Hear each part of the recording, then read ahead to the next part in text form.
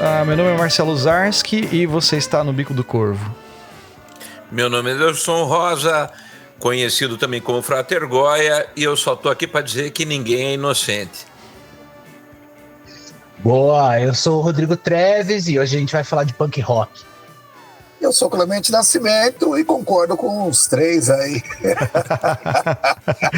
Bom demais, é isso aí, caro ouvinte, estamos aqui com a lenda do punk rock nacional, lenda viva, é o Clemente Nascimento.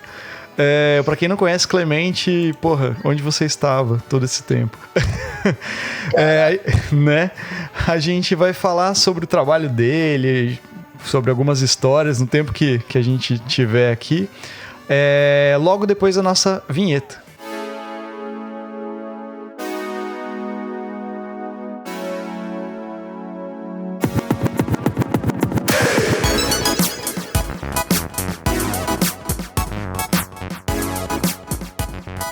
Então é o seguinte, eu acho que o Rodrigo é a melhor pessoa para puxar esse podcast aqui, que é a pessoa que intermediou o nosso contato aqui com o Clemente. Mas antes do Rodrigo puxar, gostaria muito de tietar aqui, ó. Cara, eu gosto muito do teu trabalho com o Gastão, cara. Porra, cara, Heavy Lero. Escutei todos os episódios do Heavy Lero na minha vida, cara. Bom demais, cara, assim, escutei demais. Parabéns, cara, continuem. Você não tá mais lá, né? Tipo... Cara, o Gastão resolveu não gravar mais Heavy Lero, porque dava muito trabalho pra ele, né? Sim. Porque ele é muito perfeccionista, ele que faz os roteiros e tudo. Eu sou só um enrolador, leitor de roteiro. Mas eu achava muito legal, cara. Altas bandas, assim, eu comecei a ouvir por causa do Heavy Lero, cara. Pô, bom demais. Agora, passo a bola pro Rodrigo apresentar aí. Momento tietagem. De boa. Não, muito bom, cara, muito bom. Pô, já que nós estamos aqui com o Clemente, eu queria voltar lá no começo, cara. Eu queria que você falasse um pouco do início da carreira, todas as coisas que rolaram lá e tal. E uma das coisas que a gente comentou aqui no episódio passado, a gente teve no episódio passado aqui com o Marcelo Galbetti do Premeditando Break. Sim. E a gente falou bastante sobre o Lira Paulistana. Eu queria que você contasse um pouco do início da sua carreira e um pouco também do que foi aquele movimento Lira Paulistana lá e tal, que isso é bem interessante. Cara, eu comecei a tocar em 1978, né? Minha primeira banda, o Restos de Nada, né?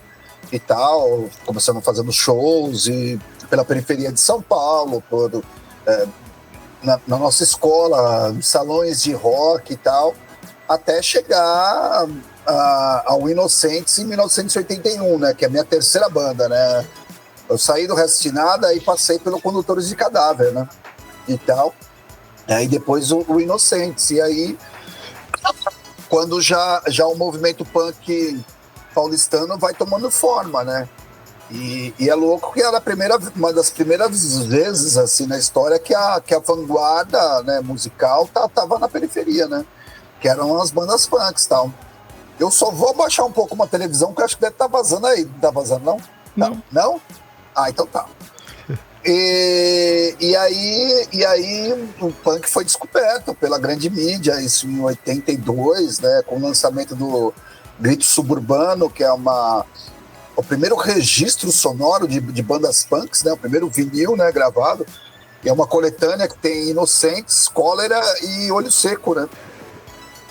E a partir daí a gente vai crescendo, né, na cena e tal. E em determinada época o Inocentes se afasta daquele núcleo duro do movimento punk, principalmente por causa das brigas, né? E a gente, até que fazia hardcore e tal, a gente começa a migrar mais pro pós-punk e o punk de 77, né? Que aliás, eram nossas principais influências, né? E aí a gente se encontra com o rock paulista, a gente começa a ensaiar no Lira Paulistana, né?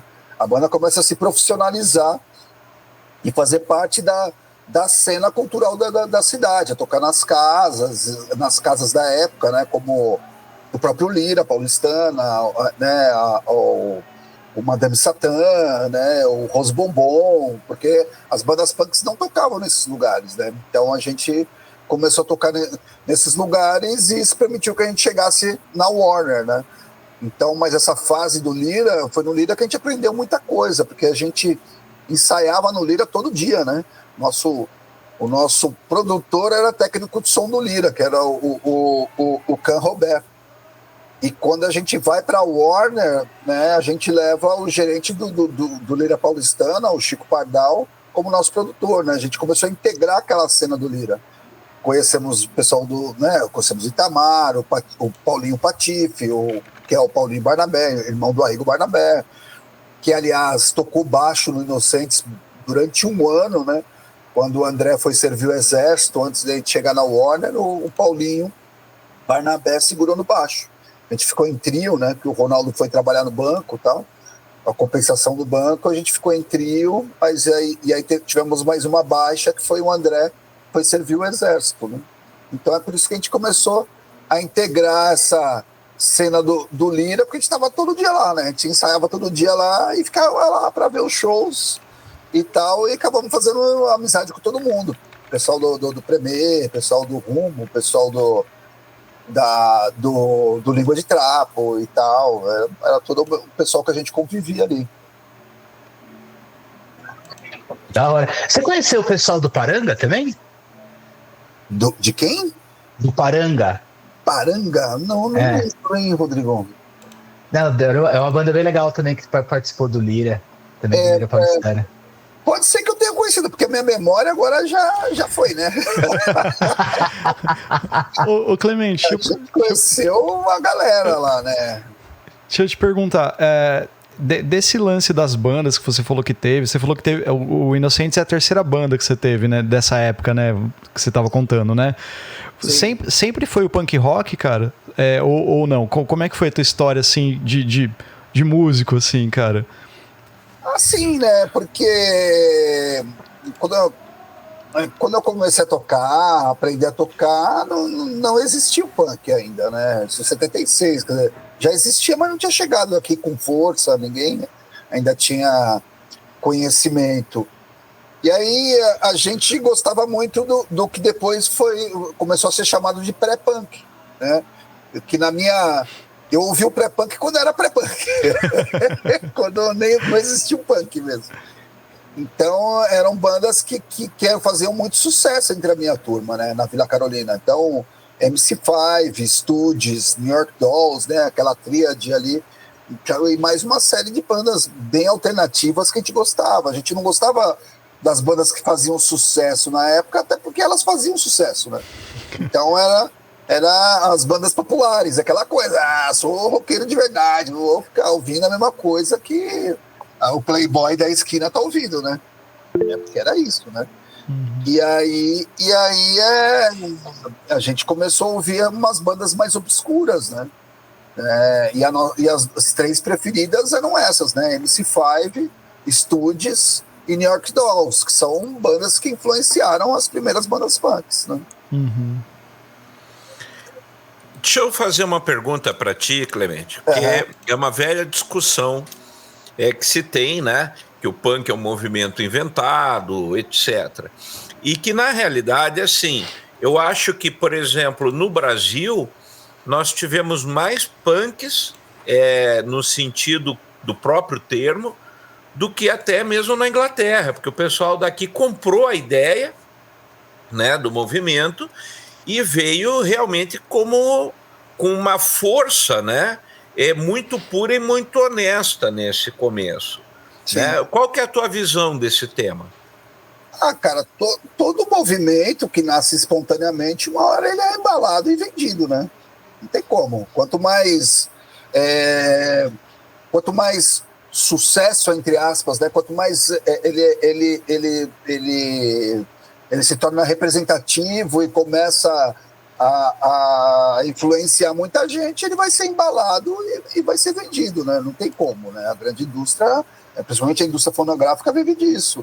Então você pega o início do punk no CBGB, era uma coisa completamente espontânea, né? E que influencia os caras na Inglaterra. Só que aí tem um cara que é esperto, que é o Malcolm McLaren, e fala, vou embalar e vender isso, né? Isso é legal, isso é autêntico e tal. E isso porque o Malcolm, ele estava lá no CBGB, ele foi empresário do New York Dolls,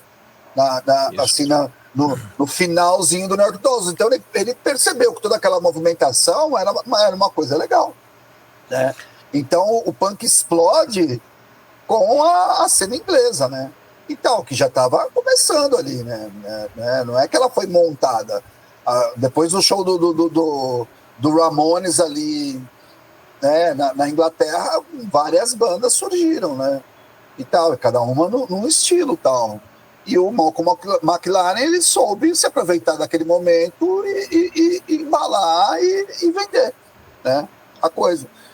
E agora, no Brasil, né, quando o punk chega, quando o punk ganha força, a gente já está contemporâneo da segunda geração punk. Eu acompanhei a primeira geração e, assim, se você pegar a primeira geração punk inglesa, ela é classe média, ela é de escola de arte e tal. E quando ela fala da classe trabalhadora, é uma coisa mais conceitual.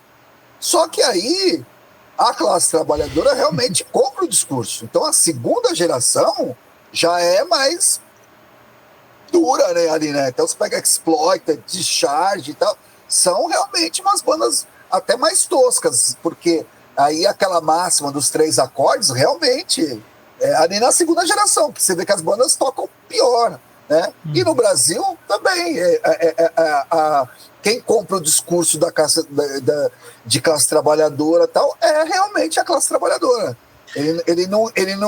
O discurso punk ele não encaixa na classe média, né? Então, e a gente já estava pronto ali, né? Então, quando eu falei que a gente ouviu pré-punk, minhas primeiras bandas foram punks, é porque a gente se descobriu punk. Né? Não que a gente falou, vamos montar a banda, eu queria montar a banda. Aí quando a gente ouviu o punk, falou, caramba, isso aí tem a ver com a gente, né, cara? É isso.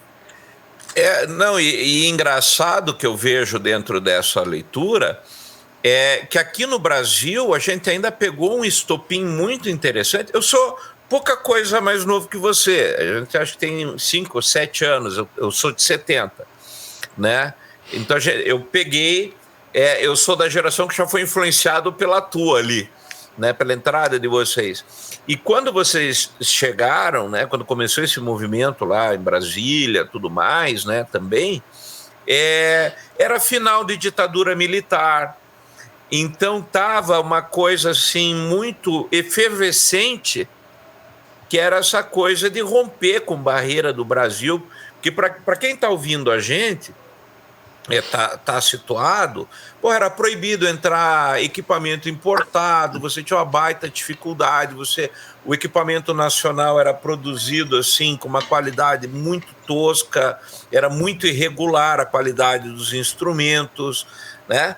Então, quando chega esse movimento que você está descrevendo, ele vem pegando isso, de gente que quer que as coisas aconteçam no Brasil.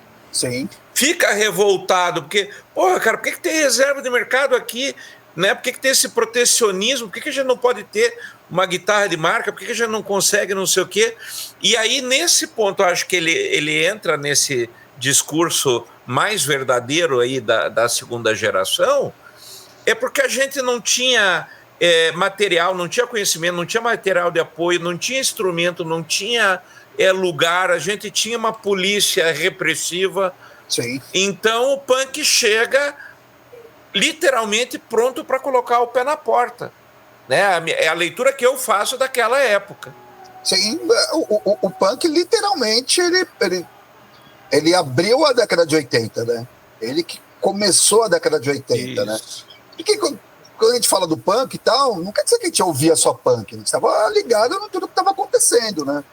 Então, os punks trazem aquela sonoridade da década de 80, a gente começa a falar de bandas que são hoje conhecidas, mas que na época ninguém conhecia.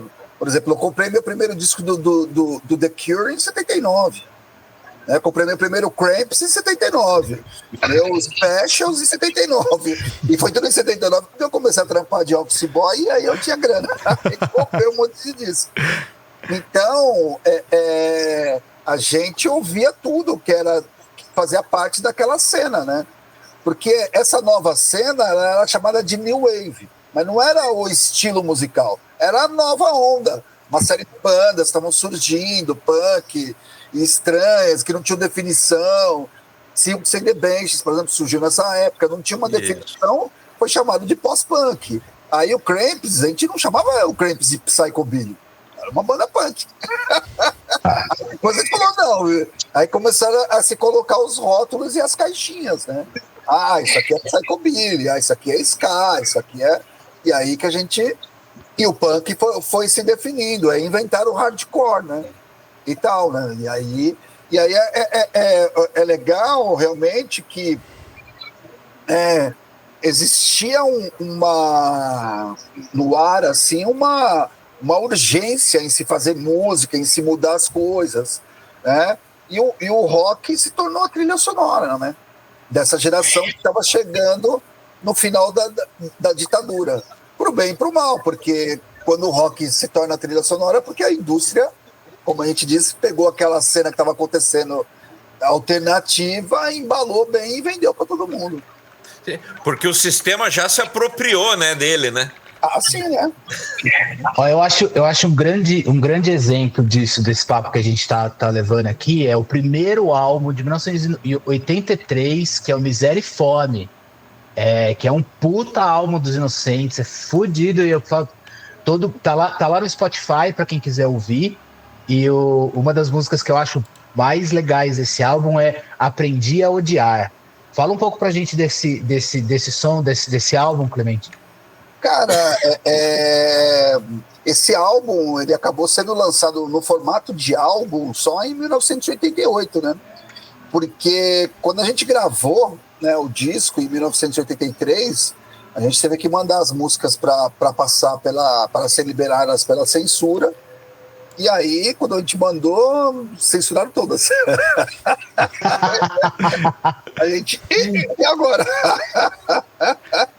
Aí, putz, eu falei, mano, aliás, a gente mandou antes de gravar, né? E aí eu falei, mas e agora? O que acontece, né? Aí eu mudei umas letras, né? Dei uma acochambrada ali e tal, né? Gozei a frase, né, de Miséria e Fome: não estou culpando ninguém, não estou acusando ninguém, apenas conto o que eu vi, apenas conto o que senti. Quer dizer, para dar uma aliviada no que eu estava acusando, né? E aí a gente conseguiu liberar umas 4 músicas. E aí que a gente lançou num compacto de 7 polegadas. A gente gravou o álbum todo, né? E tal, na esperança de conseguir liberar depois, mas não conseguimos. A gente mandou umas 3, 4 vezes para censura, né? O Calegari mandou em nome dele, o Marcelino, que era o guitarrista na época, o Marcelino, que era o baterista, mandou no nome dele, eu mandei no meu nome. E aí no final a gente conseguiu liberar essas 4. E aí virou um compacto, né, de 7 polegadas. E aí quando cai a censura, a gente manda a fita para Devil Discos e eles lançam aí no formato de álbum, né? Mas foi bem na época da ditadura ainda, né? Não tinha jeito, não vai gravar essa merda. Deixa eu perguntar, é bom você ter colocado isso, porque assim, a gente... Peraí, deixa eu só baixar minha mão aqui. A gente... Bom, eu sou bem mais novo que vocês, provavelmente, o Rodrigo também. Então a gente não viveu esse momento de ditadura, né? E muitos dos nossos ouvintes também não, né? E quando Sim. Você falou assim que você teve que mandar a música pra censura, né? Como que era isso, cara? Por exemplo, tipo assim... o artista naquela época, né? Para vocês produzirem, né? Tua arte, tuas músicas e tal. Vocês tinham que... Como que era esse processo, cara? Você escrevia tuas músicas, a gente quer lançar isso aqui, não pode, porque você tem que... Como é que é isso, cara? Sim, né? A gente foi aprendendo também com a MPB, né? Que usava vários subterfúgios na letra, na linguagem, para poder enganar a censura, né? Uhum. Então, se você pega as letras de MPB da década de 70 e 80, você tem que ir decifrando ali. Nossa, isso quer dizer isso quer dizer aquilo. Ele está acusando. E a gente estava acostumado a ouvir, né, essas músicas e a gente foi aprendendo também. Mas como a gente era punk, a gente queria ser mais direto. E aí no Miséria e Fome, que foi o nosso primeiro álbum mais hardcore, né? O hardcore tinha acabado de nascer ali, né? E a gente, hardcore é um punk mais agressivo, porque o hardcore foi uma resposta a quando o termo New Wave serve para definir umas bandas que eram punks e foram se tornando mais palatáveis, né? E aí nasceu a New Wave, né? E que acabou virando um estilo, e que acabou virando moda. E aí como é que o punk responde? Inventando o hardcore. Então todas as bandas começam a fazer porrada porque falam, não. E se você ouvir o Punk 77, tem muita coisa que você fala, nossa, aí dá pra tocar no rádio de porra. E uma outra coisa que você estava comentando também sobre as bandas que vocês estavam, o movimento que vocês estavam vivendo naquela época, assim, que depois foi sendo rotulado de alguma coisa. Isso eu acho que acontece tipo, o tempo todo, né? A gente olhando, sei lá, se a gente olhar 10 anos para trás, tinham coisas que estavam acontecendo, que estavam sendo novidades, né? Ontem eu estava assistindo um documentário, acho que é Nothing But a Good Time, que é um documentário sobre as músicas, bandas glam dos anos 80, a ascensão e queda dessas bandas, assim. E daí lá são várias bandas, tipo assim, as bandas que todo mundo conhece, Motley Crue, bandas nessa onda que são mega famosas, né? Guns N' Roses e tal. E as bandas que vieram no pacote com um monte para fazer um dinheiro que ninguém nunca ouviu na vida ou lançou uma música, né? E daí lá mostra esse movimento, né? Tipo, como que era, né? Tipo assim, tava muito em ascensão. Era o que todo mundo queria fazer, vamos dizer assim, que tava no mainstream, né? E depois veio o som alternativo, né? O grunge, né? Que a gente conhece nos anos 90, que foi uma resposta a isso aí, né? E se você parar para analisar as bandas desse movimento chamado grunge aí, cara, no começo nenhuma tinha a ver com a outra. Pô, não tinha, o Green River lá, o Nirvana, o Mudvayne, essas bandas assim, cara, nenhuma tinha a ver com a outra. Então é mais, tipo assim, foi rotulado dessa forma, né? Assim, então acredito que mais ou menos era o que estava acontecendo na época de vocês, né? Tinha um monte de coisa acontecendo ali e tal, de repente foram dando nome ali. Eu lembro de um Heavy Lero aí, o Heavy Lero, que vocês estavam falando sobre Alice in Chains, e o Gastão fala sobre que ele pegou lá para passar o clipe do Alice in Chains e ele ia apresentar, que eles não tinham como... O que a gente vai chamar isso aqui? Não tinha uma definição do som, porque era agressivo, era pesado, mas ao mesmo tempo era sombrio, meio... As letras eram, sabe, mais... não era anticlimático aos anos 80 ali do rock. Então acho que tem essa coisa também, né, cara? Tipo, da gente não conseguir definir, né, durante o período que você tá vivendo, com as coisas que estão surgindo hoje, que a gente vai conseguir, talvez, lá na frente, pô, isso aqui era tal coisa, né? Exatamente. Então, mais ou menos isso. Umas bandas que sofreram bastante com isso são as bandas que são rotuladas como pós-punk, que nenhuma tem a ver com a outra. Sim. Mas, na verdade, elas saíram da cena punk ali, elas estavam naquela cena, mas é que o punk não estava definido. Isso é punk. A gente ouvia muita coisa, pra gente era punk. Com certeza. Aí quando vai definindo sonoramente o punk, aí os caras falam, putz, isso aqui não é bem punk, né? O que é isso? É pós-punk. Tem uma banda muito legal dessa época que é o Gang of Four, né? Eu adoro o Gang of Four. Sim. E eu tava revisitando aqui o Garotos do Subúrbio de 85. E tem uma influência, né, cara? Você tem uma influência do Gang of Four, né? Fortíssima, a gente ouvia muito Gang of Four. Porque era isso, o Gang of Four era uma banda punk, mas... Aí você ouvia e falava, mano, não tem... Mas, mano, atitude, tudo era punk. Aí é uma daquelas que fala, nossa, isso é pós-punk. Aí você pega a Silksy, tem a ver com o Gang of Four? Não, pós-punk. Mas todas vêm da mesma cena ali, né? Aí, aí vão surgindo várias bandas, né? Você pega The Fall, né? Joy Division. Eu ouvi Joy Division numa coletânea punk, primeira vez que eu ouvi. Que é uma coletânea de Manchester. E aí depois é que as bandas vão se separando e vão criando as suas tribos e suas sonoridades, né?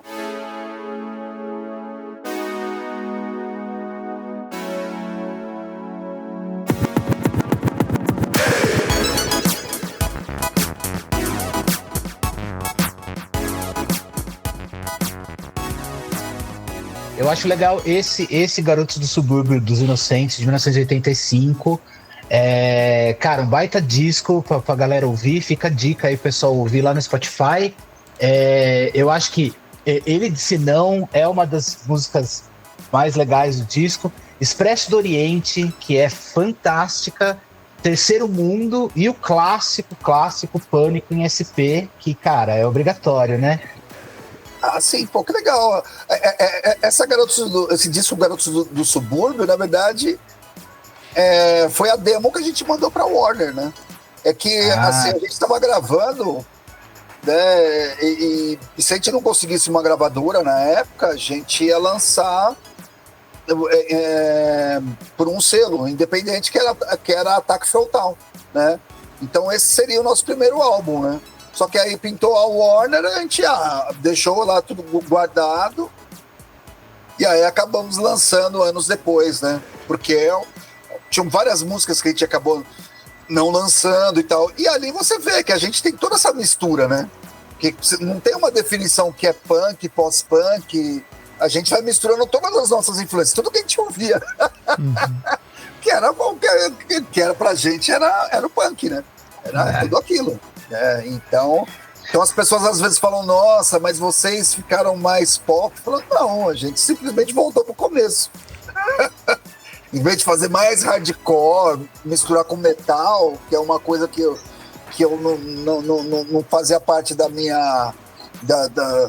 minhas referências, né? Que nem o Ratos já misturou com metal, né? Já foi com o outro lado, né? E a gente foi mais pro pós-punk e o Punk 77. Que a galera chamava de crossover, né? Exatamente. E deu super certo, né? Inventaram uma sonoridade diferente que influenciou um monte de gente, né? Então o punk seguiu vários caminhos, né? Por isso que às vezes as pessoas chegam, porque punk é... Não, o punk é um monte de coisa. O punk é mais plural do que as pessoas acham, né? Depois, mais pra frente da nossa conversa, eu vou querer cutucar você pra você falar um pouco sobre o que você acha que é a filosofia do punk. Mas antes eu queria fazer uma pergunta que é o seguinte: em 86, tem aqui na discografia dos Inocentes, o 2 é Demais. Isso, eu acho que esse disco é uma coletânea também, não é? É uma coletânea, porque os álbuns originais não tinham saído em CD. E as gravadoras começaram a embalar os álbuns originais de uma maneira diferente, até porque no CD cabia mais músicas. E você pega o Pânico SP, ele na verdade é um EP, né? E foi uma época que as gravadoras começaram a investir no que eles chamaram de mini LP, né? Então, o Pânico SP tem só 6 músicas, né? Porque é um EP de 12 polegadas, o tamanho de um LP. Né, a Plebe, o Concreto Já Rachou é um EP também, de 12 polegadas. O Zero é um EP de 12 polegadas, com 7 músicas. Então as gravadoras começaram a investir porque achavam que iam conseguir vender por um preço mais acessível. Só que, como era do tamanho de um LP, chegava na loja, os caras vendiam como LP. Aí eles abortaram a missão e aí não começaram a lançar só LP. Então, quando chega na época do CD, a gravadora falou, vou pegar esse mini LP e o LP e juntar tudo, que cabe tudo no CD, né? E aí eu acho interessante esse álbum também, pessoal que tá ouvindo a gente, lá no Spotify, Tá lá 2 é demais, e, cara, tem umas músicas também fantásticas. Lá vai ter Pátria Amada, Morrer aos 18, Tambores, cara, que eu sempre achei um puta arranjo, sabe? Sim. Um puta arranjo fudido. Em Pedaços, acho que uma das músicas que vocês fizeram que tem uma influência legal do Clash é Cidade Chumbo, né? A Cidade Chumbo. Que é bem interessante também. E o Adeus Carne, que tem uma brincadeira ali que vocês fizeram, né? O Adeus Carne, né, na verdade, o nome do disco era para ser Carnaval, né? E tal, né? Só que aí todo mundo acha que eu sou o ditador da banda. Eu tenho as ideias e não consegue, mas não é verdade. Eu cheguei pros caras e falei, mano, vamos dar o nome do disco de Carnaval e tal. Aí tu Carnaval não, porque tinha banda punk e tal, vamos dar a tradução de Carnaval. Aí eu fui e volto vencido, aí a tradução de Carnaval é Adeus Carne, né? Então, aí ficou. Só que aí você tem que. Eu falei, mas qual que é o sentido? Ele falou Adeus Carne, e aí você tem que traduzir, quer dizer Carnaval. Carnaval, então, caralho. E aí esse nome ficou ali na gravadora, voando, todo mundo sabia. E aí, é claro, o Barão era da mesma gravadora, fala, pô, vocês vão prometer esse nome que os patetas lá deixaram pra trás. Aí nasceu o Carnaval do Barão, né? Mas era o nosso disco, era pra se chamar Carnaval, né? E é um disco que a gente aposta tudo, pois tudo que a gente, todas as influências, todas as coisas, um disco que tem um conceito todo, né? E termina com samba mesmo, né? Porque tudo termina em samba no Brasil, né? E tal, ou samba ou pizza, que a gente termina com samba. E aqui é o meu cunhado e o pessoal dele lá de Osasco tocando tudo tosco, mas era bem legal. Ô, Clemente... Então, peraí, só para deixar... Beleza. Peraí, só para deixar a turma no mesmo pé que a gente, esse disco, então, Adeus Carne, lá no Spotify, ele tá como um álbum de 2011. Então ele já é depois dessa nova fase de colocar as coisas no digital, né? Então, assim, na verdade, né, foi o Warner que colocou ele lá, mas na verdade ele foi originalmente lançado em 1987, né? Que, aliás, o 2 é demais, é a mistura do Adeus Carne com o Pânico SP, né? E eu acho que um pouco do Inocentes, dos Pelados lá, que a gente lançou também. Uhum. Não, o que eu ia perguntar é, tipo assim, como que era, assim, esse processo de vocês gravarem, de vocês produzirem naquela época, assim, cara? E, lógico, deve ter muita diferença para hoje, né? Hoje é quase tudo digital, assim. Ou vocês fazem mais ou menos analogicamente? Como que é esse processo de vocês... da produção musical de vocês, assim, das composições, da gravação, como que era naquela época e como que é hoje isso daqui, né, no Brasil, no caso, e se você vê que isso é, por exemplo, o espaço que vocês têm para estar tocando, para estar produzindo, para estar vivendo dessa música de vocês, se melhorou, piorou, tá a mesma coisa, como é que é? Cara, antigamente você tinha que ter grana, né? Porque o estúdio era caro, né? Então, você pega esses discos nossos aí antigos, eles foram gravados numa sessão só, meio que ao vivo, todo mundo tocando junto, não tem overdub. Vamos lá, contando e vambora. Pau na máquina, você gravava em 6 horas. Gravava tudo em 6 horas, gravava as bases, depois punha a voz separada, a única coisa que punha separada era a voz, e aí depois mixava e estava pronto, né? Agora, então, quando você procura um selo, né, e tal, ou uma gravadora, é para ter condições melhores de gravar, né? Porque o selo já te dava uma condição um pouco melhor, você gravava em um pouquinho mais de dias, porque o cara estava fazendo um investimento. E numa gravadora, mano, aí você esbaldava. Por exemplo, o Adeus Carne, a gente gastou 300 horas. É muito tempo para gravar o disco. E a gente...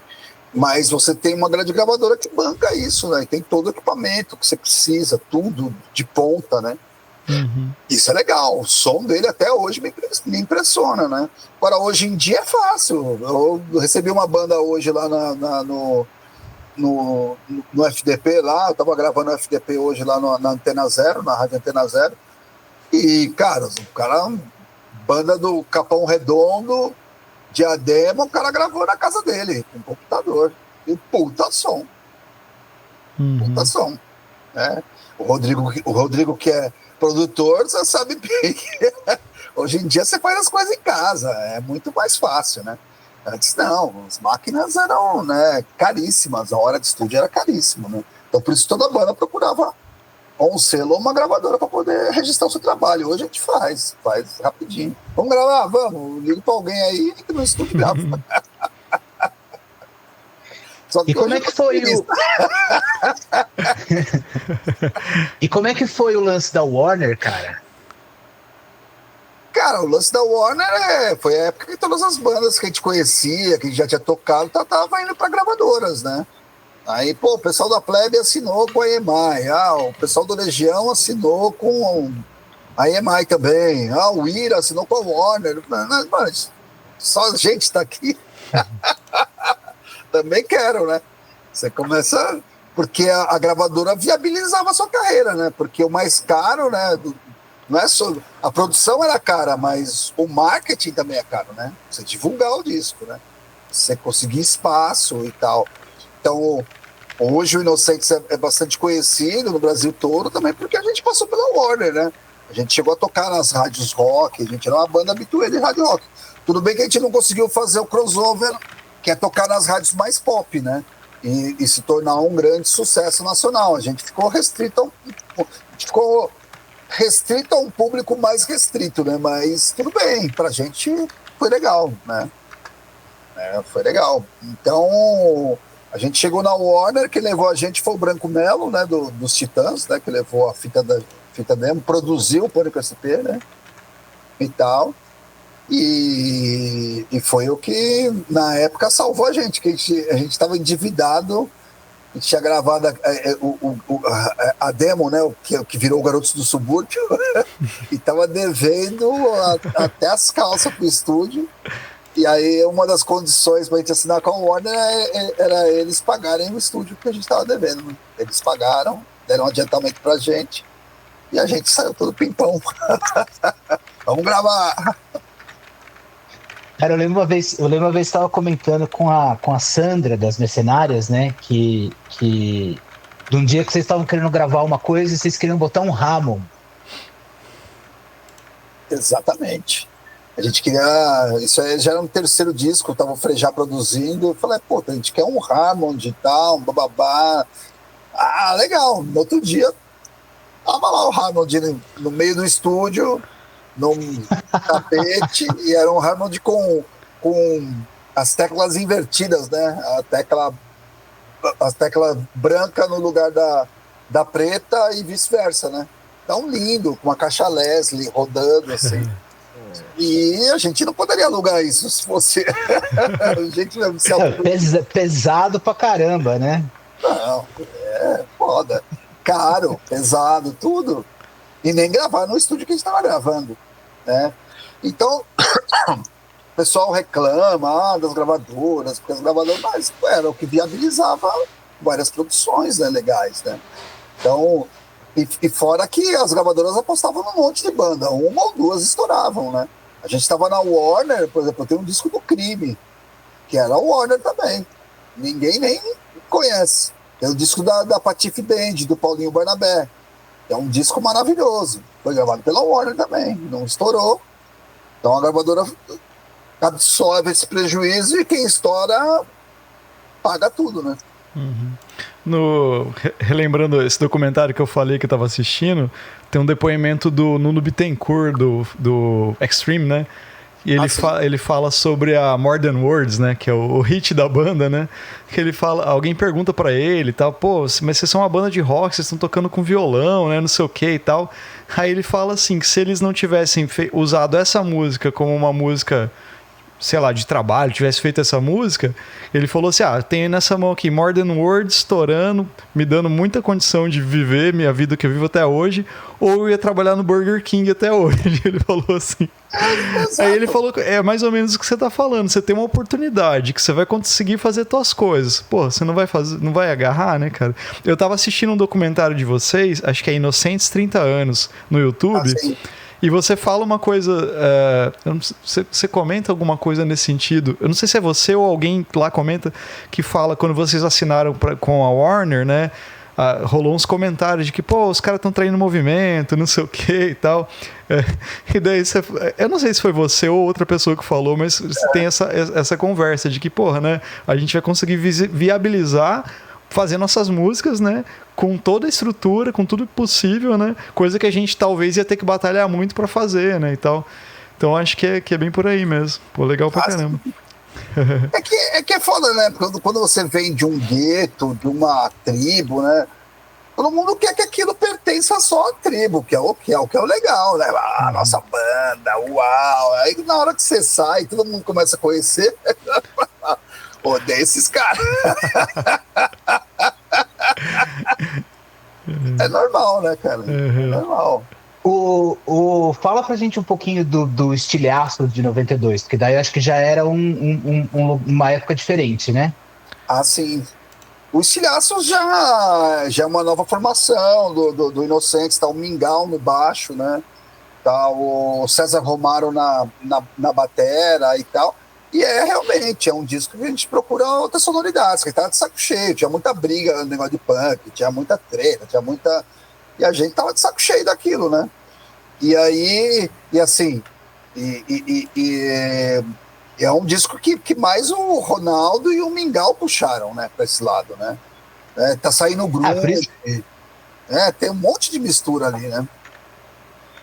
Tem um blues, né, cara? Tem um blues bem legal, o Midnight Blues, né? Tem A Noite Dorme Lá Fora. É bem legal. Eu conheci quando eu comecei a trabalhar, eu era hold, né? Eu fui hold do Marcus Klein. Marcus Klein foi meu professor de guitarra e ele tinha a banda com o Mingau e o Mingau, cara, é sensacional, cara. O Mingau é uma escola, viu? O cara foi muito gente boa comigo, assim, sabe? Muito legal mesmo. E adora blues, né? Adora blues e adora The Who. Exatamente. Aí o Mingau, ele era do Ratos, formação original do Ratos. Saiu do Ratos, fundou 365, aí veio tocar com a gente. E aí ele tem, né, várias contribuições aí. E a gente gravou lá com o Flávio De Caroli, né, que trabalha com o Mingau até hoje. O estúdio do Flávio é agora junto com o Mingau, né. Foi uma puta escola, a gente começou a propor outros elementos, meio para fugir. E aí, quando chega 95, a gente muda de formação de novo, volta para essa formação que está até hoje, e aí a gente retoma o punk de novo, né? Então, mas é louco, né? Porque é isso, né? Eu não sou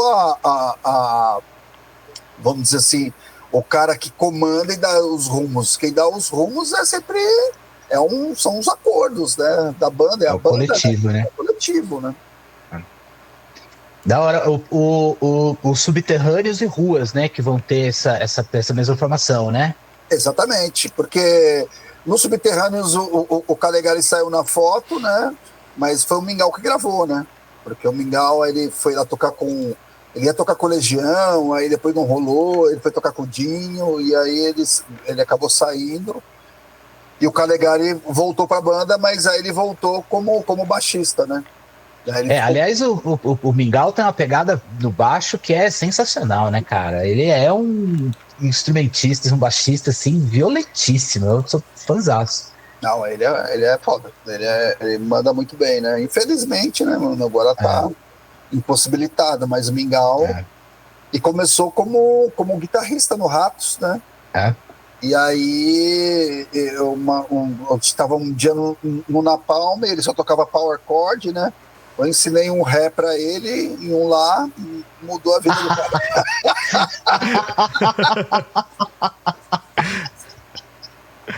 Muito bom, velho, muito bom.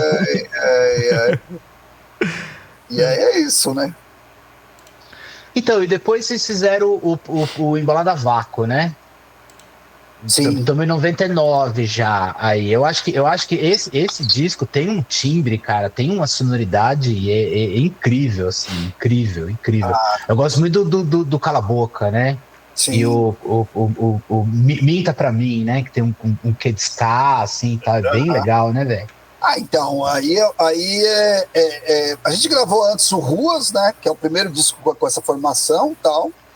Acabou saindo pela Paradox, eu fui trabalhar na Paradox, né? Eu virei produtor, né? Comecei a trabalhar na gravadora, entender como funcionava a gravadora, né?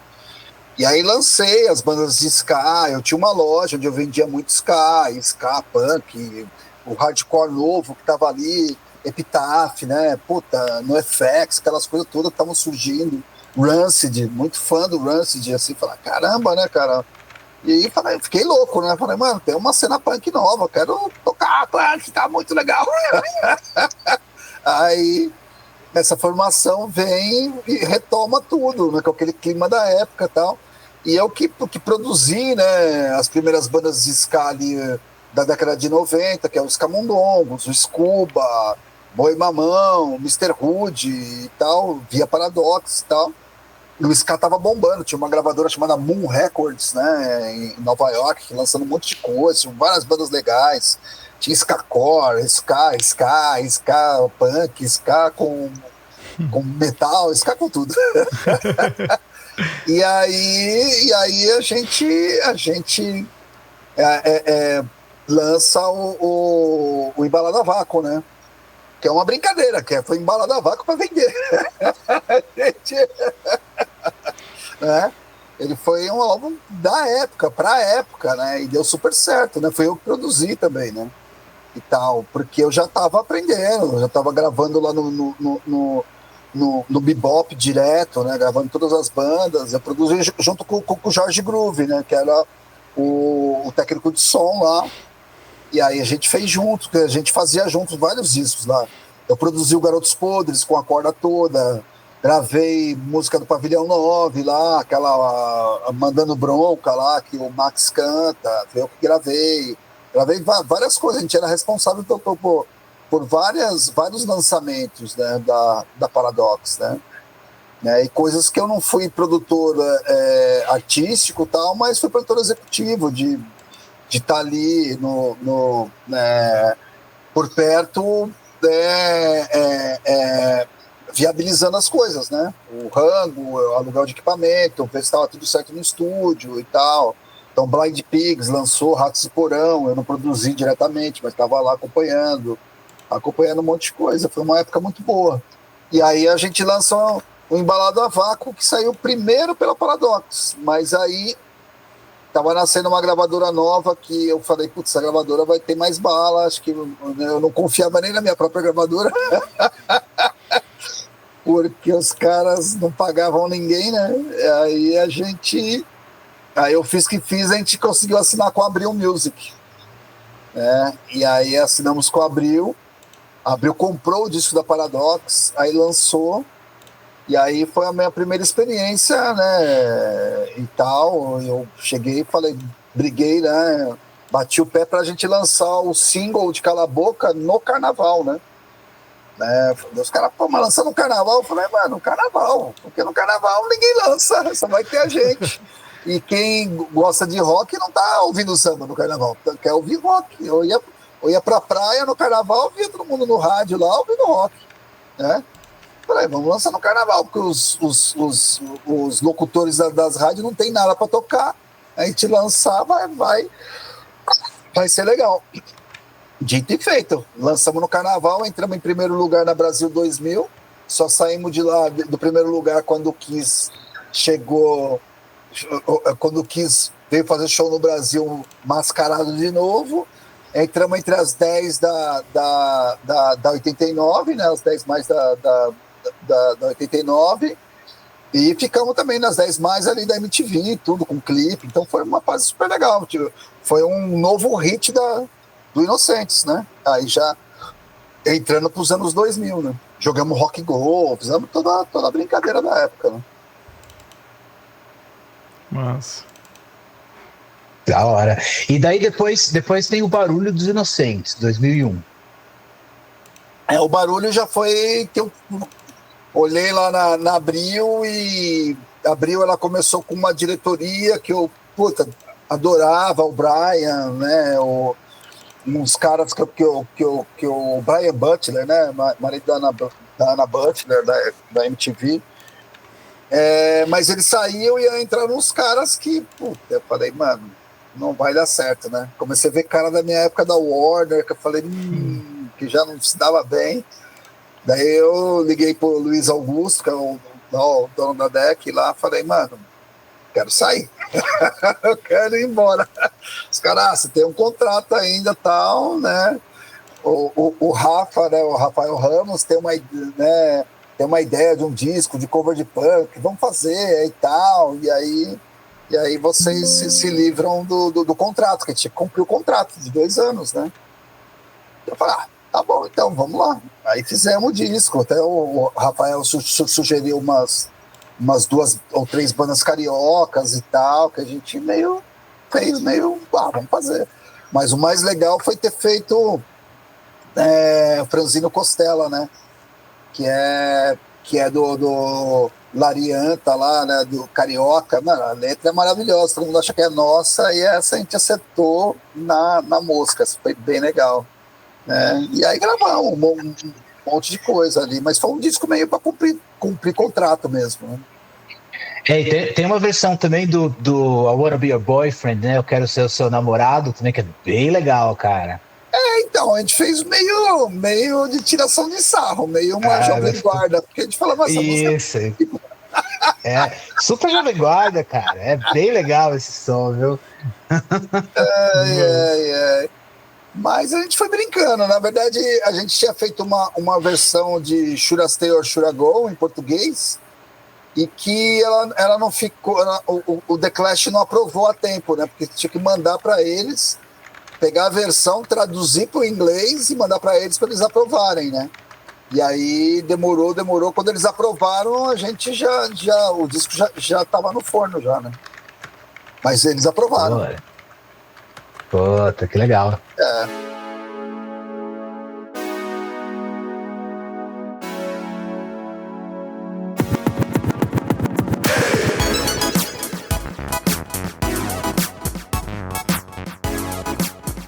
E aí a gente chega aqui no Sob Controle, que é algo de 2013. A gente se conheceu, acho que foi 2012, né, cara? Eu tava produzindo eu tava dando aula de produção musical pra Sandra, né? Pra Sandra das Mercenárias e tal, e tipo, já era fanzaço das Mercenárias. Tentava acompanhar elas em tudo quanto que é show e tal, tentando fazer um auxiliar em produzir em casa e tal. E aí foi nessa época que a gente se cruzou, né? Se trombou, a Sandra falou, tem um disco aí e tal, tô querendo fazer um disco aí e tal, que vai ser o Jack Fence, que logo a gente vai falar dele, já, rapidinho. Mas eu lembro do Sob Controle quando saiu, e, cara, é um discão, cara, Eu Fico Puto é uma das músicas mais, cara, o timbre, bateria, baixo, tudo muito, muito bem feito, cara. Muito bem feito. Pode crer, né? Aliás, você tá falando aqui, eu fui ver aqui, conferir no Spotify, saiu o Labirinto antes. Saiu o Labirinto antes. Saiu, mas no Spotify tá com a data errada aqui. E aí, agora eu fui ver, saiu o Labirinto. E depois, eu acho que o Labirinto é de Nossa, as datas estão todas erradas aqui. Ô, Spotify, arruma aí, cara. Pelo amor de Deus. Os caras já não pagam direito, né? Bota data errada, né? Data errada é sacanagem, né, mano? Mas a gente gravou o Labirinto e depois a gente gravou o Sob Controle, que é uma... A gente fez a gente tinha lançado uns EPs antes, aí pegamos e juntamos tudo. A gente tinha gravado umas músicas meio jogadas, assim, né? Aí juntamos essas músicas e gravamos umas outras e fizemos mais um set meio ao vivo e tal. É um disco que não é, ele não tem uma unidade assim, né? São várias coisas jogadas e tal, mas cumpriu o papel naquela época, né? E tal. A gente fez lá com o Wagner Bernardes lá no hoje é Red Star, né? E tal, o nome do estúdio, mas na época era Espaço Som, alguma coisa assim e tal. E foi super legal, né? Foi a nossa primeira uma experiência meio, precisamos lançar alguma coisa, né? E tal, e a gente fez o Sob Controle, né? É um disco. Eu lembro. Esse disco é fantástico, vale muito a pena ouvir. Eu lembro que você comentava muito do timbre de guitarra, e eu acho que você tem um timbre muito, muito único, muito seu. Muito essa coisa dessa dinâmica que você tem com a guitarra e tal. E você falou de um cabeçote do Mesa Boogie, que é o seu xodó. Sim. Nesse álbum soa bem esse Mesa, não? Sim. Eu comecei a usar o Mesa na plebe, né? Porque quem é o mesista é o Felipe Seabra da plebe, né? Ele me convenceu a comprar, né, o Mesa Boogie e o Rectifier, né, e tal. E aí eu acabei gostando também, né? Falei, tá legal esse ampli, né? E tal, junto com o 2020 ali, né, que é o pré e a potência, né? Ele fica tem um som foda, assim, né? E aí comecei a usar o Mesa Boogie direto, né? E tal, tenho aqui tudo, né? O ampli que eu uso, então. E aí e o resto é mão mesmo, porque eu não uso pedal, né? Não uso nada, né? É só ampli, né? Só distorção do ampli, né? Não, isso que é o mais legal, né, cara? Você timbrar na hora, né? Na guitarra, sentir mesmo ali o instrumento ali na mão e arrancar o som do ampli do que vem mesmo. Isso é o real deal mesmo, é o real mesmo, né?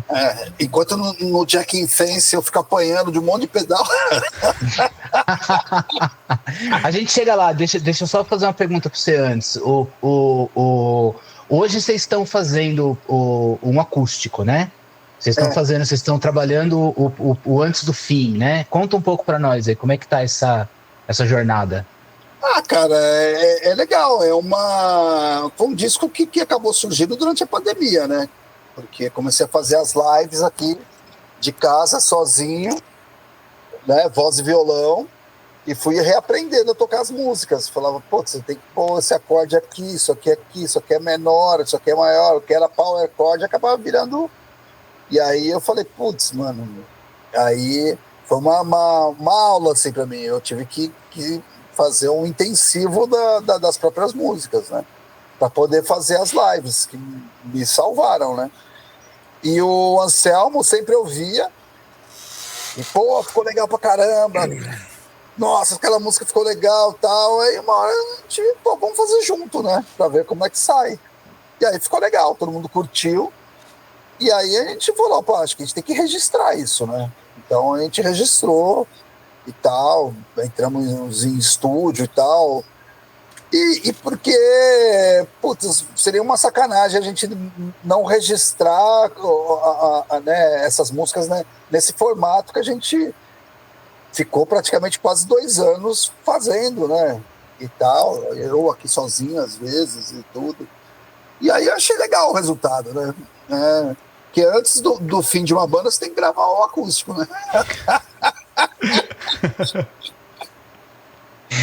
Não, mas olha, desse álbum, cara, acho que todas as músicas valem a pena, mas em especial o Expresso do Oriente, achei que foi um arranjo muito legal, cara. Muito legal. Obrigado, Rodrigo. Então, a gente aproveitou para brincar, né? Para dar uma floreada em algumas coisas. E tem poucas participações, né? Quem participa direto mesmo é o Wagner Bernardes, né? Que produziu o Sob Controle e tal. E ele tocou teclado, né? Piano, tocou tudo. E a Tata Martinelli, que cantou, né? Em Deixa Pra Lá, que é uma das músicas que estava no estilhaço, né? E tal.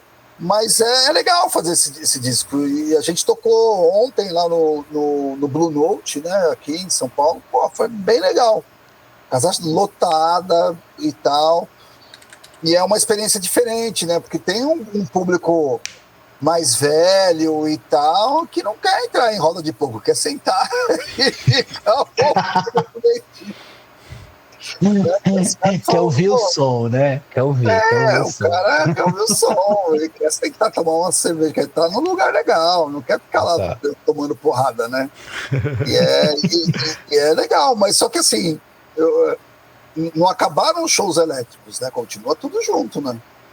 Os shows elétricos continuam, a gente vai fazendo esse acústico em alguns lugares, tipo a gente fez no Blue Note, um lugar que a gente nunca entraria com som elétrico, né? E foi legal, porque pela resposta do público foi bom, né? Porque lotou, né?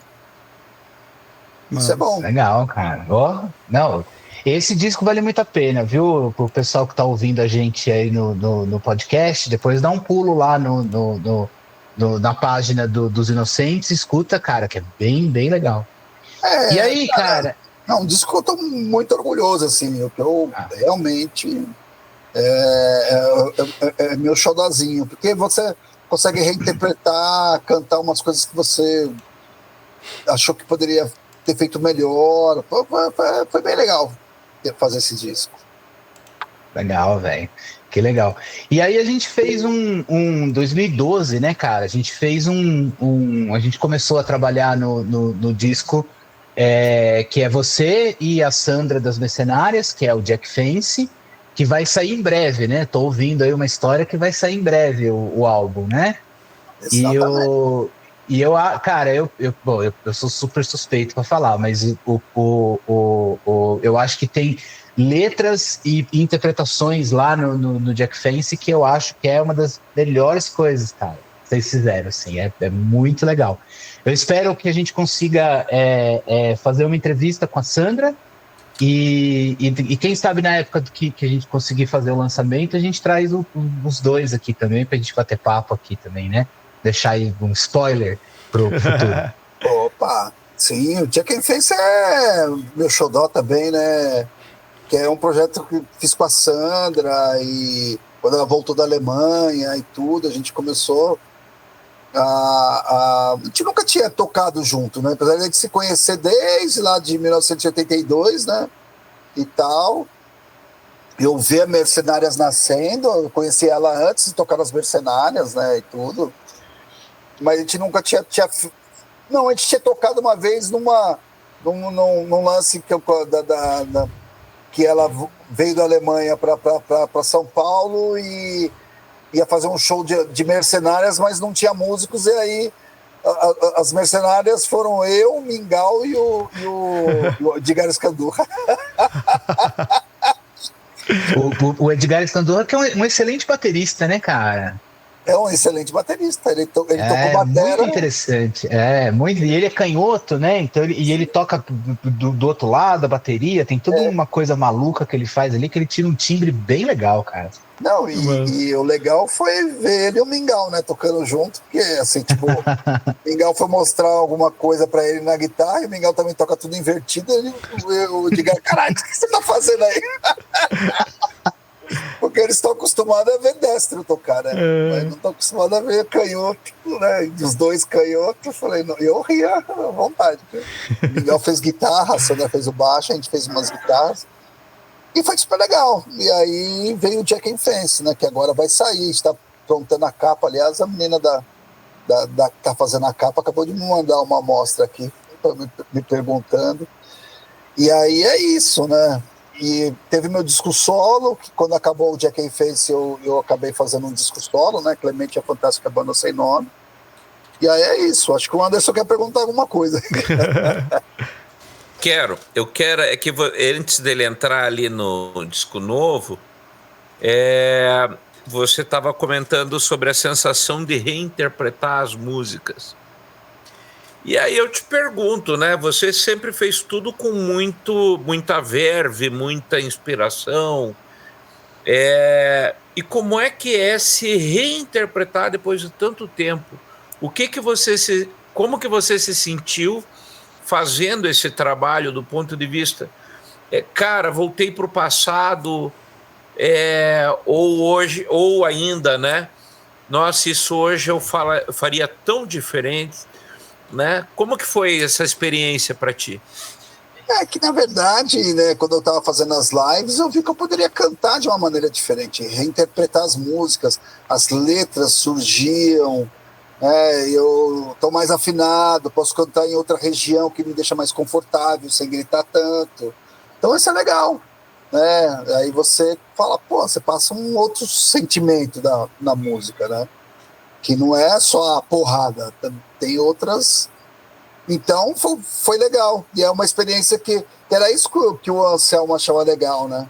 Eu fazendo em casa, porque daí eu punha uma outra força na música, né? Surgiu um intérprete ali mesmo, né? E aí eu tive a oportunidade de fazer isso nesse disco novo, né? Não gritar tanto e ser mais eu mesmo ali, né? E aí fica a pergunta, quando você é mais você mesmo e canta macio sem gritar tanto, será que a porrada machuca mais?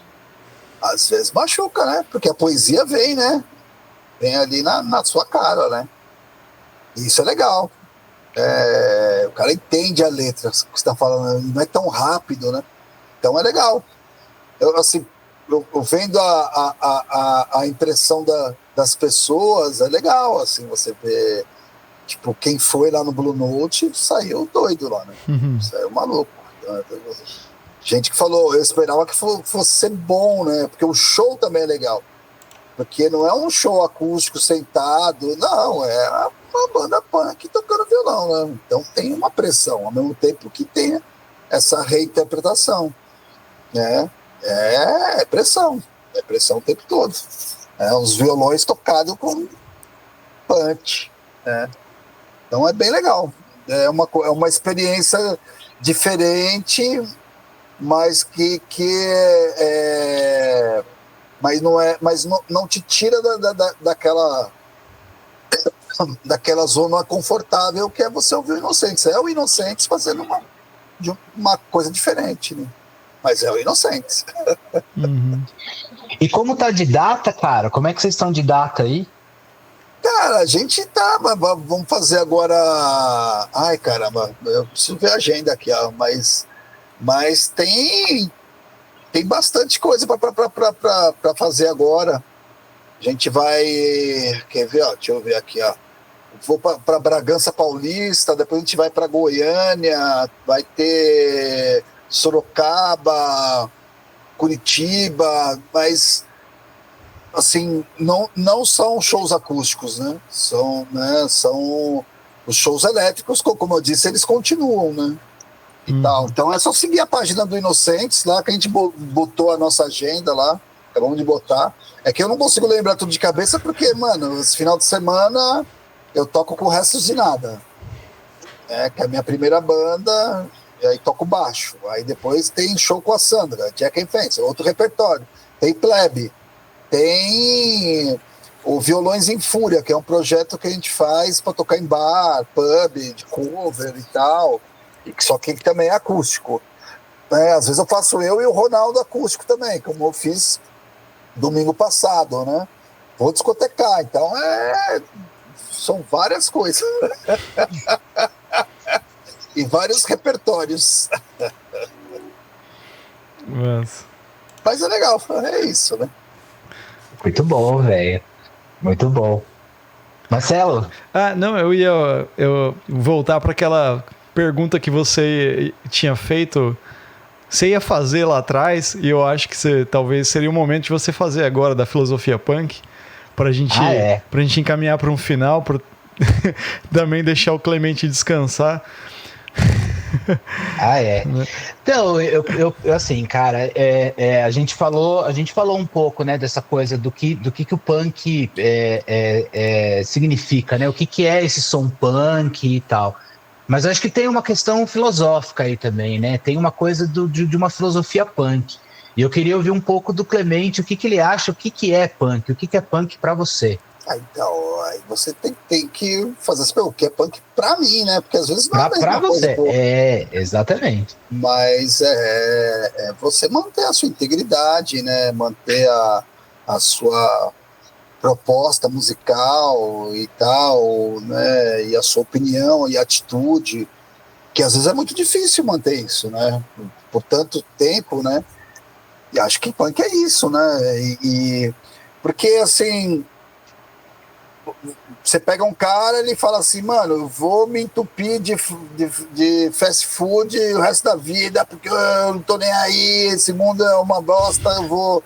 Isso é punk. O outro, vou ser vegano, não vou comer porra nenhuma que vier da indústria e tal. Isso é punk também. Né? O cara tem uma atitude ali, né? E tal. Mas os meios são diferentes, mas a atitude é essa. Então, e como eu disse, o punk ele é plural, né? O que é punk pra mim não é a mesma coisa pro Ratos de Porão, né? São atitudes, posturas diferentes, que para mim entra, né, dadaísmo, existencialismo, entre um monte de coisa, que de repente nas letras de outras bandas não entram isso, né? Que é onde me pegou mais, né? Então é isso, né? Existem vários punks e você tem que achar o punk que cabe em você.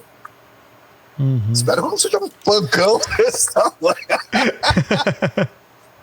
Bom demais. Gostaria imensamente de agradecer a todos vocês mais uma vez. Prazerzaço, Clemente. Prazer conhecer você virtualmente, novamente. Eu já conhecia virtualmente em outros lugares. E quando vier pro Paraná, tipo, vem pro interior do Paraná também. Campo Mourão, Maringá ali, que é mais perto. A gente tá em Campo Mourão, né? Então fica aí, ó, a dica pra fechar. Tem galera que gosta de punk aqui também. Certeza. Pô, mas eu queria agradecer o Rodrigo também por... né, sempre parceiro da gente. O Rodrigo começou gravando um episódio de convidado bem aleatório, assim, falar sobre produção, de repente tá aqui fazendo um monte de ponte com uma galera aqui, super, super legal. E Goya, estamos sempre junto, mais uma vez. E, bom, minhas palavras finais são essas. Agradeço demais, Clemente, Goya, Rodrigo. Quando sair o episódio também, a gente linka você, deixa teu contato, tudo. E eu deixo em aberto aqui para vocês falarem aí as palavras finais, ou não. e é isso aí. Cara, só tenho a agradecer o convite, né? E tudo. Valeu, Goya, valeu você, Marcelo, o Rodrigo. É isso, a gente tá aí, estamos na área produzindo, a banda tá viva ainda. A gente pergunta, vocês estão fazendo show? Os caras não seguem a banda nas mídias sociais, nem sabem o que a gente está fazendo. Tem que seguir, né? E é isso, estamos aí na luta e no palco. Massa. É isso aí, galera. Muito obrigado. Puta, muito mais um episódio super legal. E, cara, você vê, é trabalho, cara, punk rock é liberdade, cara, integridade, é isso aí, cara. Obrigadão para todos. Cara, e para finalizar, deixa eu dizer para vocês assim, primeiro, Clemente, é uma honra te encontrar, embora você não lembre de mim, eu me lembro de você, né? Te encontrar depois de praticamente 40 anos, né? Então é muita água rolou por baixo dessa ponte para nós dois, e é fundamental uma coisa, né? Que que você acabou de dizer, punk é atitude, né? Ele é algo que está no sangue da pessoa, né? Quem é punk de verdade, uma vez punk, sempre punk, né? E é isso, né? É amor e pé na porta. Bom demais. Muito bom. Valeu, gente.